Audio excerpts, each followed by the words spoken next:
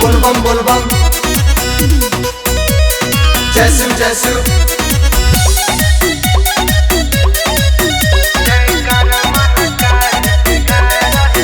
चढ़ते सावन सब झूम रहे हैं, महादेव जी के चरण चूम रहे हैं। चढ़ते सावन सब झूम रहे हैं, महादेव जी के चरण चूम रहे हैं।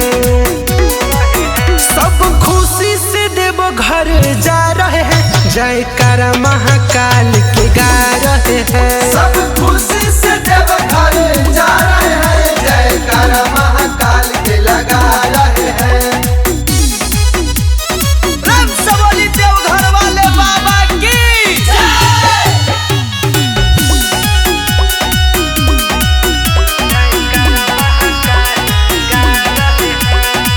देव के देव महादेव जी कहाला, पूरा जगत पूरा दुनिया में। जेकर नाम के होला गुणगान, सुख दुख परेशानिया में।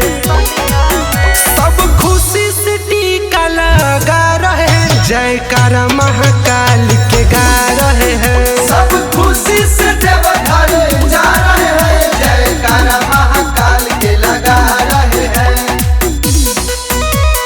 बोलबम बोलबम जैसु जैसु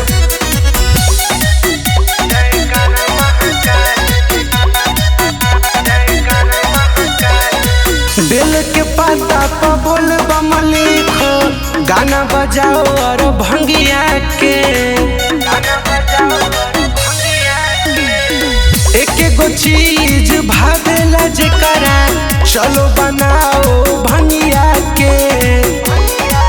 सोहन सुख भजनिया सुना रहे